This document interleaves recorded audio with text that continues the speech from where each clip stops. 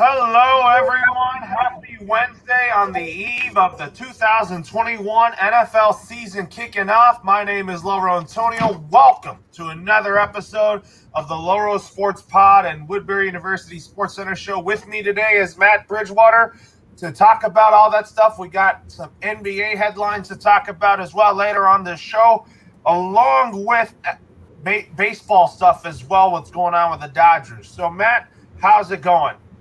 Going great, Loro. How are you doing? Doing great. So let's start off with our first topic and segment of the day is the NFL segment, and it's time. For the first time in the 2021 season, we are ready to do our Week 1 preview, and we're going to pick some games that will be locks and upsets of the week. So let's start with our Thursday Night Football kickoff special where Dak Prescott makes his return. And he's going to play his first game back since suffering that devastating ankle injury back in Week 5 of the 2020 season against the New York Giants. It looked gruesome, but he is ready to go and looks like I think the Cowboys and I think the Cowboys should be ready to have him back as the Cowboys are ready to get his services back.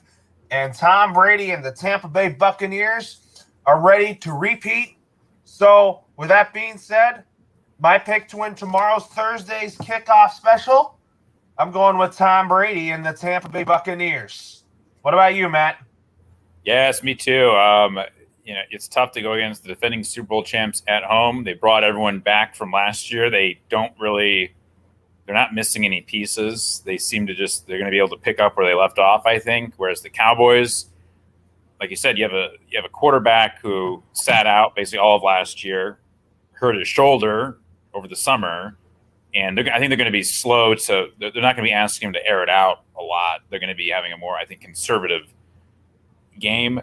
And the Cowboys have to be trying out a lot of different things. They're still they're going to be in preseason mode still. That's what happens when you don't start your quarterback in the preseason at all, and when he's coming off a giant injury, So Cowboys, they're going to still look like a preseason team, and I think the Buccaneers are going to look like Super Bowl contenders again. I'm taking the Buccaneers. In a blowout, or it's going to be a close one? This runs the risk of being a blowout, I think. Yeah. It's probably going to be a blowout because the Cowboys secondary isn't that great to begin with. So, yeah. Now to the Sunday slate. The first game we're going to talk about in the Sunday slate is Tua Tagovailoa and the Miami Dolphins. Brian Flores and the Miami Dolphins will go up against Bill Belichick and Mac Jones and the New England Patriots. So it has a lot of writing in this game. Mac Jones and Tua Tagovailoa are going to go head-to-head. Former Alabama quarterbacks going head-to-head. And you have the teacher versus the student. Brian Flores used to work with the New England Patriots as their defensive coordinator. He spent pretty much almost his entire career as an assistant for the Patriots, and Bill Belichick is the teacher for Brian Flores. So, with that being said here, this is one of my upset picks. I have the New England Patriots beating the Miami Dolphins, and I think this game will probably go to overtime, in my opinion, just because I think that it's going to be a low-scoring game, but I think it's going to come down to who has the ball last and which defense will make a stop. Yeah, and I'm picking New England too, and it's not an upset. They're favored by 3 points, so they're they're basically saying they're even teams. The home team usually gets 3 points, because they're at home. I think that Mac Jones is going to come into this game a little bit hotter than Tua. I think there might even be fewer questions around Mac Jones than there are around Tua. So it's going to be a really good game, I think. This is going to be a fun one to watch. I'm going to go with New England, though, as well. Yeah, I think it's going to be a great game here. So anyways, next game we're going to talk about, we're staying in the AFC East game. So the New York Jets are taking on the Carolina Panthers. So Zach Wilson is making his first career start. Sam Darnold will get to be facing his former team in Week 1. How funny is that? So, anyways, I'm going to pick the Carolina Panthers to win this game. I think Sam Darnold is going to get revenge on his old team, but I do expect Zach Wilson to have a great first game as a Jet. Yes. Yeah, this is going to be a tricky one too. I'm going to go with the Panthers, I think, on this. I think with a healthy McCaffrey, I think with Sam Darnold wanting to do his show up his old team, and the fact the Jets are not going to be a good team this year, I'm going to go with the Panthers in this one. I agree, too. I mean, Sam Darnold's going to get revenge on his old team, but I do think, however, the Jets' schedule looks tough to begin the season, but I do think there'll be some stretches that I think the Jets will have a win streak and all that, but Robert Saleh, regardless if the Jets are on a losing streak and all that, I think he's going to make his team play hard regardless. Mm-hmm. So that's what I think here. So next, this is probably going to be the best early game of the year coming up. The Pittsburgh Steelers taking on the Buffalo Bills. I don't know how much Big Ben has left in the tank here. I think Josh Allen might get the better of him. So with that being said, I think the Buffalo Bills are going to win this game. I think by a lot of points. I think the Bills' defense, especially their front, will be a lot better than it was last season. Yep, I agree. I think this is going to be a Bills win. Still too many question marks around the Steelers for me to put any confidence in them in this game. I'm going with the Bills. All right, so next we're going to talk about – this is also one of my upset picks. Joe Burrow is making his first game back against Kirk Cousins and the Minnesota Vikings. I still have questions about the Vikings defense, but Mike Zimmer is going to be going up against his former team that he was defensive coordinator for. He might know some tricks on the Bengals offense, but Joe Burrow, Jamar Chase, the Bengals defense isn't that good. I think this is going to be a lot of scoring here, but I'm going to pick the Bengals in an upset win over the Minnesota Vikings because Joe Burrow is making his first game back, and it's going to be in front of fans this time, and I think that the fans of Cincinnati are going to want to cheer on their Ohio native. Oh, yeah.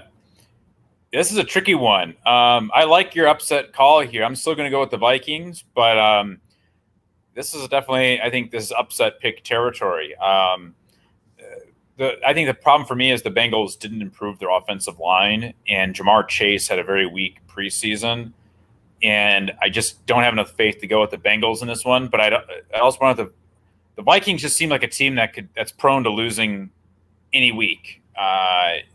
They could win any week, they could lose any week. So picking them as an upset, I think that's very interesting. I'm going to go with the Vikings, though. I wouldn't be shocked if the Vikings won. It's going to probably be because if Kirk Cousins hands the ball off to Dalvin Cook, that's probably because that's who their offense is built around, along with Justin Jefferson as well. Next game we're going to talk about, the Arizona Cardinals are visiting the Tennessee Titans. This is going to be making his Titans debut as Julio Jones. Tell you what, I think since the Titans don't have a tight end to rely on, I think they're more reliant on the quarterback and Ryan Tannehill, Derrick Henry, and Julio Jones and A.J. Brown. And for the Cardinals, this is an air raid offense that Kyler Murray runs, and I think the Cardinals' defense will be a little bit better than with J.J. Watt leading that defense with Chandler Jones. But I'm going to say Tennessee's going to win. I think Derrick Henry's going to run all over that defense.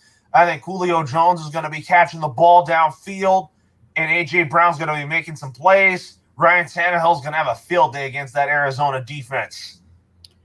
Yeah, this is another tricky one. I want to pick the Cardinals with an upset, but I'm going to have to stick with the Titans, I think. Yeah, I think they might have a little too much pop, and they're playing at home, and I think they'll probably have the edge on the Cardinals in this game. You're probably right on that one, that's for sure. So anyways, let's talk about the next game. So Carson Wentz is on track to play in Week 1 against the Seattle Seahawks. What a miracle that is after having that foot surgery along with Quentin Nelson. Quentin Nelson should be ready to go too. The timeline was 5 to 12 weeks, and Carson Wentz has rehabbed well, and Russell Wilson and the Seahawks are ready to bounce back after a tough loss to the Rams in the wild card round last season. So I'm picking the Seahawks by 3, and I think the Colts are going to definitely play hard in this game, but I just think Russell Wilson and the Seahawks will come into Indy and get the win. Yeah, they can very well do that. This is going to be my upset pick. I'm going with the Colts over the Seahawks. I think that you get the first taste of Frank Reich, Carson Wentz era, and I think they start off with a win, and I'm going with the Colts. I think the Colts, I wouldn't be shocked if the Colts won too. Their defense is great. I mean, their offensive line is good. And I think if Wentz can have a great game, I think the Colts could win this game as well. The next game we're going to talk about here, this is one of my lock picks. So Trevor Lawrence, I'm so excited to see him make his NFL debut in Houston. And I think that's a great game for him to debut in because the Texans are going to be so bad this year. And I think the Jaguars offense is going to have a field day against that Texans D. And Deshaun Watson's not starting, so Tyrod Taylor is a game manager, but I would not be shocked if the Houston Texans can score some points here with Tyrod leading them under center with Deshaun Watson's allegations still intact right now. So I'm picking the Jaguars to win, but it's probably going to be a blowout. I think Trevor Lawrence is going to have a field day. He's going to throw the ball downfield to DJ Chark, Laviska Shenault, Marvin Jones, hand the ball off to James Robinson, but I think they're going to miss Travis Etienne. Yeah, I think so too. I think the Urban Meyer era and the Trevor Lawrence era starts off with a big win in Houston. I'm going with the Jags. And I think the Texans are probably going to be one of the worst teams in the league, like what we talked about. And I was more looking forward to seeing two former Clemson quarterbacks go head-to-head in Trevor Lawrence and Deshaun Watson, but that's not going to happen.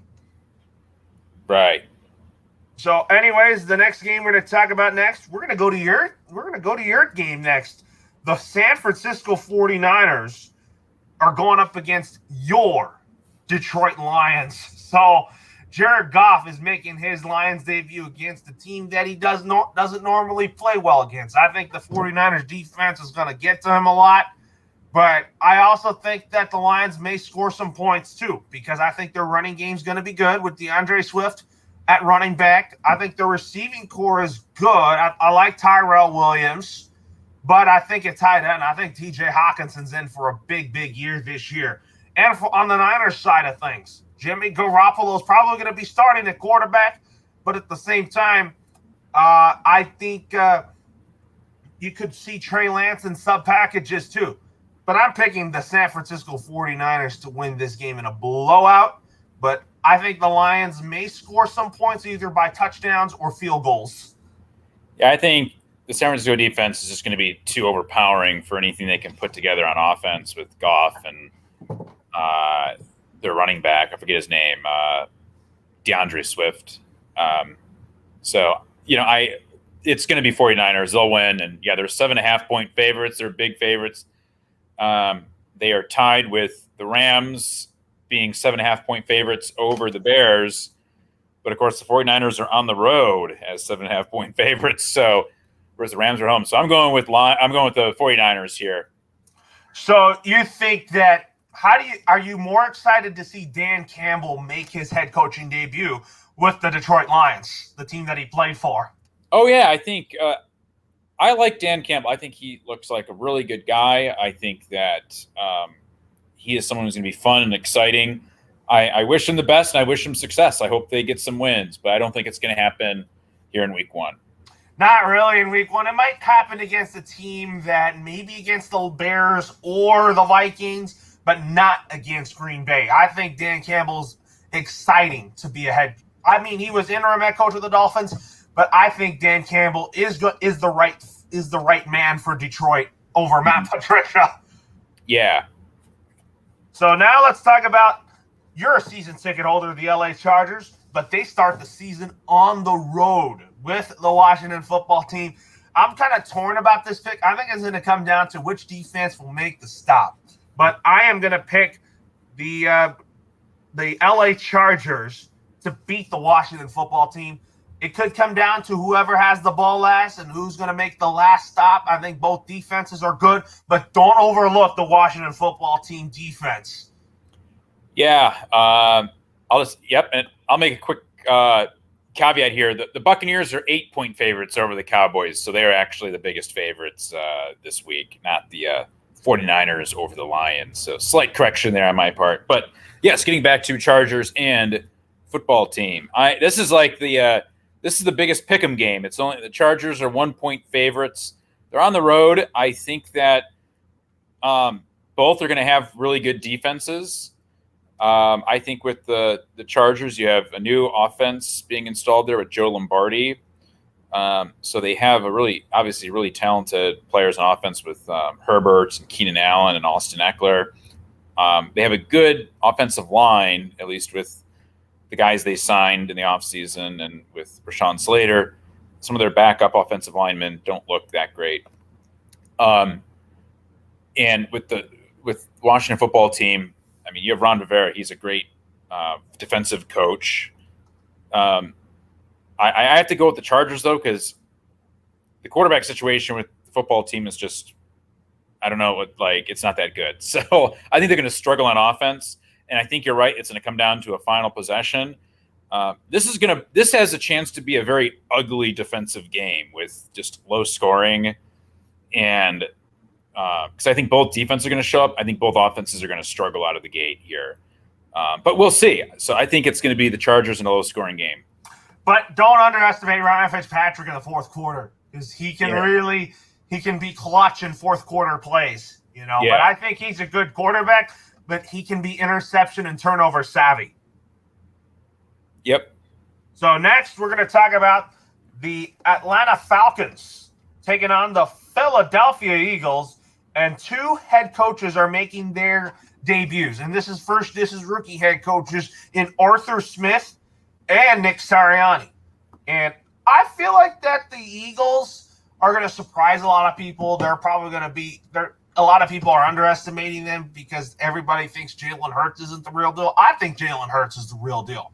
And on the Falcons, I think Matt Ryan will get his career resurrected with Arthur Smith. Great offensive mind. And I think Arthur Smith has the same intangibles on coaching offense than Kyle Shanahan did when Kyle Shanahan worked with Matt Ryan in Atlanta. Arthur Smith's more of a play-action guy, run the football, pass the football downfield. I think Matt Ryan is more comfortable with that. You have Kyle Pitts now, who I think is going to be Matt Ryan's go-to target with Calvin Ridley now that Julio Jones is gone. And with the Eagles, Devontae Smith is going to – I think Howie Roseman did a home run with Devontae Smith being picked in the first round. And I think Devontae Smith's going to have a great year. But I'm going to go with the Philadelphia Eagles to win in Atlanta, and I think Nick Sirianni is going to get his first head coaching win in Atlanta because I think the Falcons' defense is too atrocious to watch still. I'm going to go with Atlanta. Actually, I think that I like Arthur Smith a little bit more than Nick Sirianni right now heading into the season, and I think I like Matt Ryan, like you said, and they're at home, and I think the Falcons get a narrow win here against the Eagles. So do you think the Falcons will be one of the worst teams in the NFC still? No, I have a feeling it's possible they could surprise people this year. Like if you look at that division, you might look at them and say they're going to be fourth place. They'll be behind Tampa. They'll be behind New Orleans and Carolina. But they might surprise some people. So I don't know. I'm going to pick them in this game at least.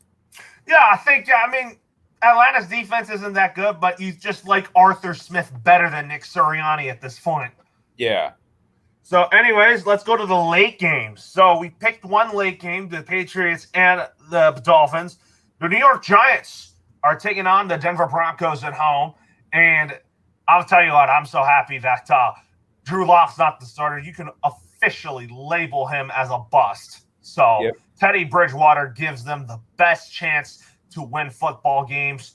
And I think Denver's defense is going to be back to being elite with Von Miller healthy, along with Bradley Chubb. Pat Surtain is a great addition to that secondary. And I think with the Giants, Daniel Jones has no excuses to thrive in year 3 because he's got Saquon Barkley back. He gets a former Lion and Kenny Golladay with him to join Darius Slayton and Sterling Shepard, Evan Ingram. If he stays healthy, this Giants passing game is going to be good. But the only question is if their defense and their offensive line is going to thrive. So I'm picking the New York Giants to win this game. I think it's because, I mean, as much – I don't mean to be biased here. I love Bill Belichick's former assistants and Brian Flores and Joe Judge. I just think the Giants will have the edge in this game over the Denver Broncos, but I'm not going to underestimate Teddy Bridgewater, who's a great game manager like we've talked about before. And I feel like that his ceiling as being a franchise quarterback could definitely happen in Denver. And I've talked about it many times that Minnesota messed him up. Teddy Bridgewater still wants a chance to be a franchise quarterback.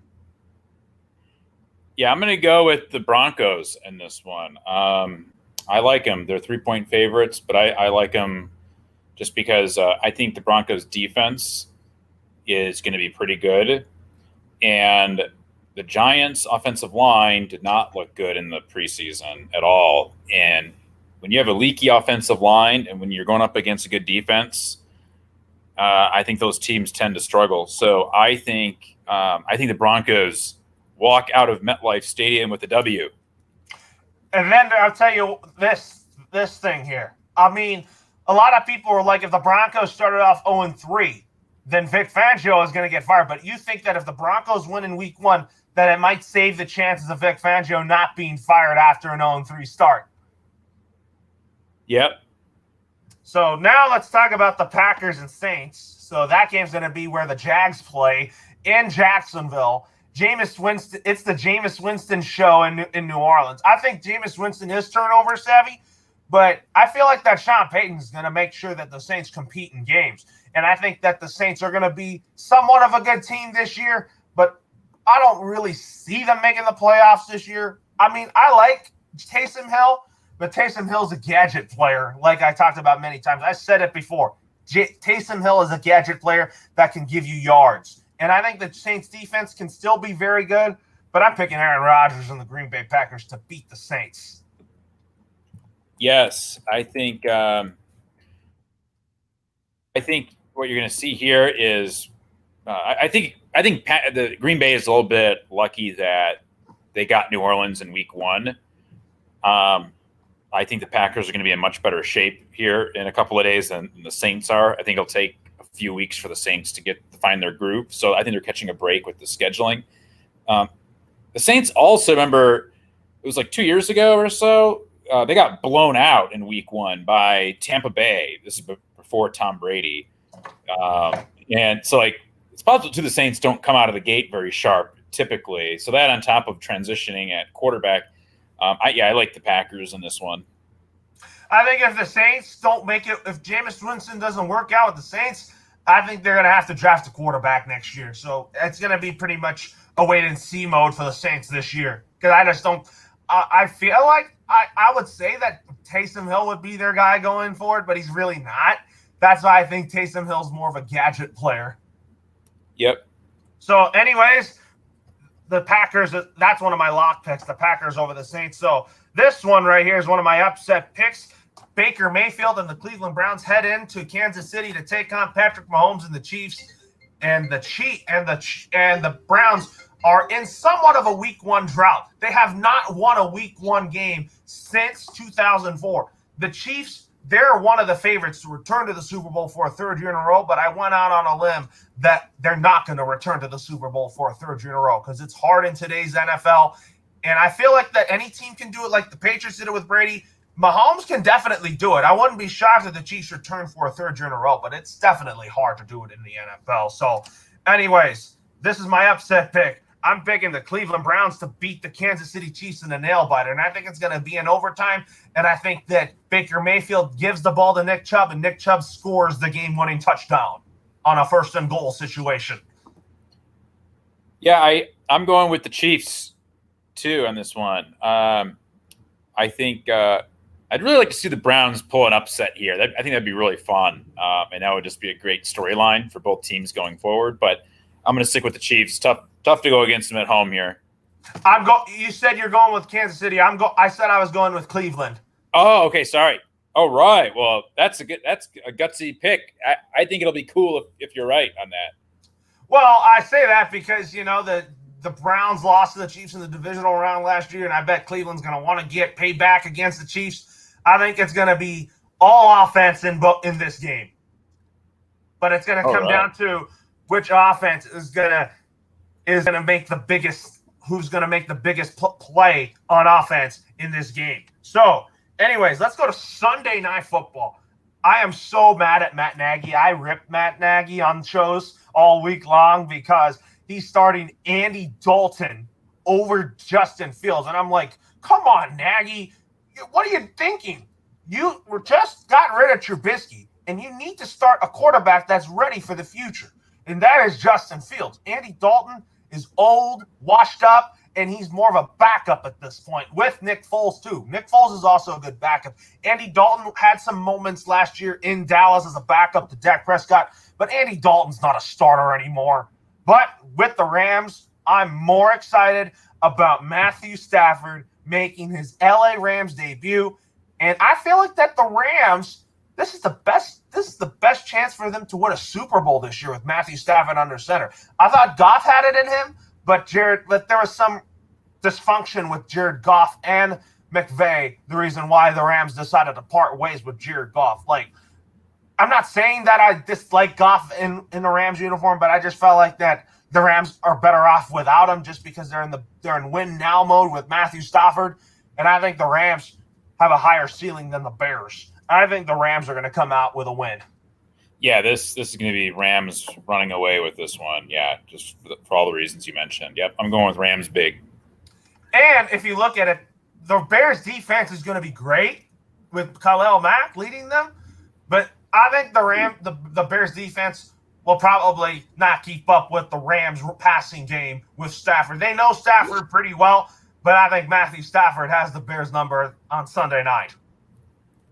Yep. And then for Monday Night Football, the Ravens and Lamar Jackson taking on John Gruden and the Las Vegas Raiders. I feel like that both offenses are going to be good, but speaking of the Ravens, they just signed Le'Veon Bell. And what are your thoughts on the Ravens signing Le'Veon Bell? Well, yeah, Le'Veon, his career has sunk since he sat out that season in 2019 or so. And yeah, I don't know. It seems like, I mean, why not bring him in?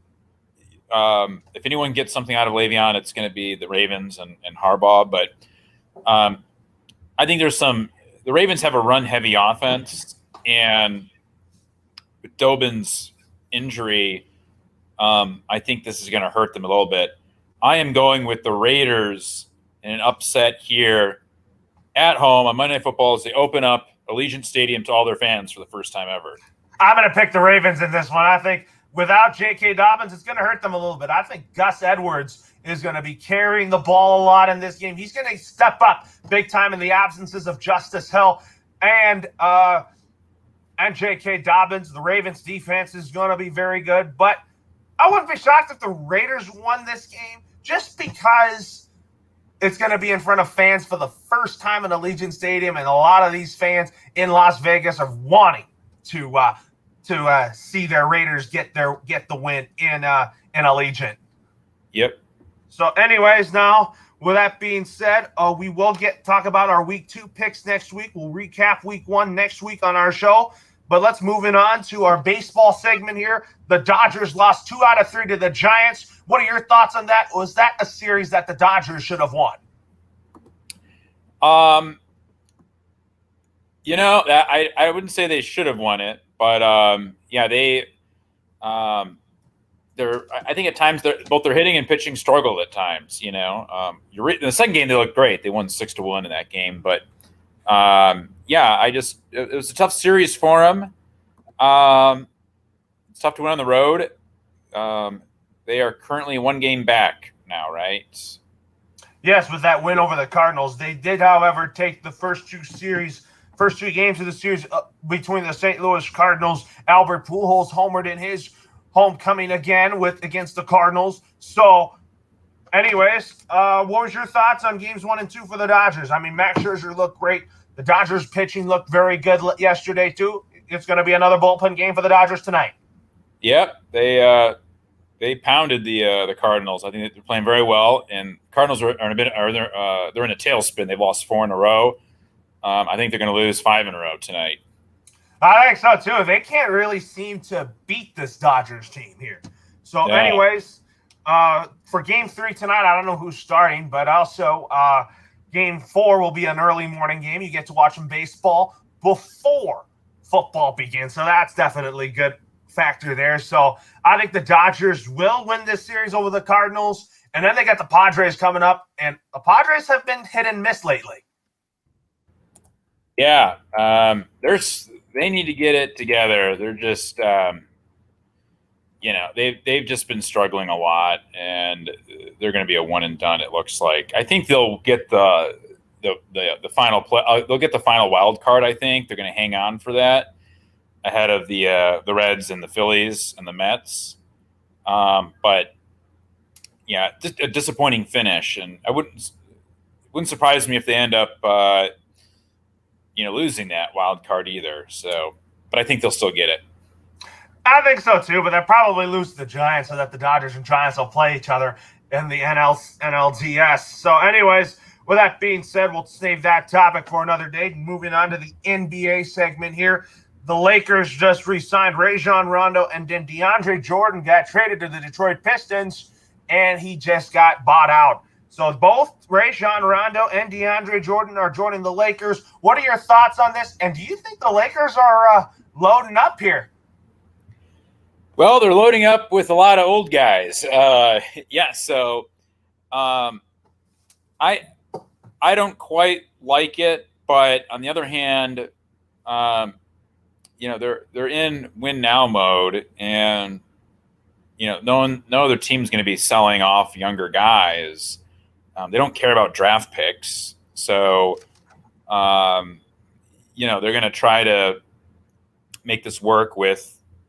They're going to kind of jury rig the whole thing and bring in whatever they can. And I wouldn't underestimate, the ability of LeBron to bring this team together. Like, he is an alpha. And if he and AD are healthy, you have Westbrook as your third guy. That team does look pretty good. No matter who else is around them. They just need a couple of defenders. They got that with Patrick Beverley, right? They signed. And they did not sign Patrick Beverley, but they might part ways with Marc Gasol with DeAndre Jordan on board. Oh, where did Patrick Beverley go? Minnesota. Oh, he needs to get out of there. Absolutely. Yeah. Get out of Minnesota. Why did I think he went to the Lakers? Maybe I'm thinking of Rondo just or something. Rondo is the Laker, but Beverly needs to get out of he needs to get out of Minnesota before the season starts, because you're not going to win there. That team's going to be so bad. He's too good of a defender. Like, any team, I think, would benefit from having a guy like that on the team. But yeah, it's the thing is too about the Western Conference is none of those other teams worry me if I'm a Laker fan. Like, you're not going to worry about the Clippers, I don't think. The Clippers can beat you with a healthy Kawhi and a Paul George. But Kawhi is going to be out till February or something? Around that time, yes. But, so, I don't think this is going to be the Clippers' year. I just don't see that happening. I still don't see the Jazz or the Nuggets or the Suns as being that loaded. They're all really good teams, but if I'm the Lakers in the playoff series, I'm not going to be intimidated by them. And that's that. So I think the Lakers are in a good position, although it doesn't look ideal on paper with all the ages of the guys. But I think I think the Lakers, their biggest test, assuming they get into the playoffs and keep advancing, it's going to be whoever they play from the Eastern Conference. Yeah, I think the Western Conference is loaded. I think the Suns can challenge the Lakers in the Western Conference for that top spot, but I just think that the Lakers right now are the oldest team in the NBA. So, anyways, moving on to college football. That's our final topic of the day. LSU and UCLA. UCLA beat them big time. You were at that game, Matt. What were your thoughts on UCLA beating LSU? Well, it was a great game, great crowd. I thought that UCLA looked really good out there. They gave up the first touchdown LSU got, so they're up 7-0, and UCLA. After that, it was almost all UCLA. They clearly looked the better team. Chip Kelly, I think his offense looks good, and I think now he has fixed the defense. They've had to like kind of rebuild the defense entirely. He did a very nice job, I think, on defense. I mean, LSU, they came off. They're only 2 years removed from a national title, but last year they went 5-5 or something like that. They weren't good, and they've had the Hurricane Ida thing that obviously disrupted, their practices and things along those lines. So you can cut them some slack there, but UCLA just clearly looked better just from, every facet of the game. They looked better than LSU. So, yeah, really good win for the Bruins. It was a great win for the Bruins, but I'll tell you what, it was not – when Chip Kelly came into UCLA, I thought he was going to turn around this program, which I think he has done what he can, but the UCLA just needs to be better at recruiting. None of the losing records that Chip Kelly had, it wasn't his fault, though. Yeah. It was more about recruiting and all that and recruiting good players, but Chip Kelly was not the issue at UCLA. Yeah. Because Chip Kelly runs a fantastic offense, spread, hurry-up offense. He's a mastermind at that. And it's worked on the college level. But it has not worked in the NFL level when he coached in the NFL. Yeah. So anyways, let's talk about San Jose State and USC. Tell you what, can USC find a way to save Clay Helton? Because Clay Helton is, again, on the hot seat at USC. They blew out San Jose State. Yeah, and, they are big favorites in the Saturday night game on Fox at 7:30. That's going to be USC hosting Stanford. So I think that UCLA needs a big win here. And, Stanford, they're going to have a down year, but David Shaw is a really good coach, and Stanford has had the edge on USC for a while now. So they need a big win here, I think, a statement win. And then they'll be okay. They're ranked 14th, so I think a big win here could really help them. They're 17-point favorites, so that's big. It is big, that's for sure. So anyways, talk about what's your thoughts on Bryce Young being the SEC Player of the Week, and what was your thoughts on Spencer Rattler's game against Tulsa? Spencer Rattler looked pretty good. I think he's a Heisman favorite. Oklahoma, though, looked really sluggish in that game in general. Definitely they weren't – maybe they were distracted with something. I don't know. And what was the other team you said? Bryce Young being the SEC Player of the Week for Alabama. Yeah, very good. Yeah, I thought that, Alabama just – they crushed Miami. And, Alabama does this every year. They don't need – any weeks to get ready. Like, they're always ready, and other teams do need weeks. And in previous years, Alabama's beaten some of these teams that are ranked. Miami was ranked. They were like 13th or 14th or something like that. And they beat them. They beat them so bad that I think the team loses confidence in itself, and they really struggle for the rest of the season. So Miami's going to need to turn the page on this one quickly and move on. I also think who needs to turn the page quickly is Clemson. I think Clemson, they're heavy favorites in winning the ACC conference, but they lost 2 in a row to begin the season. I'm not too worried about them right now. No need to panic on them right now. Yeah. So anyways, final thoughts is that I'm looking forward to this NFL season, looking forward to seeing Mac Jones play. And what are your final thoughts today on the show, Matt?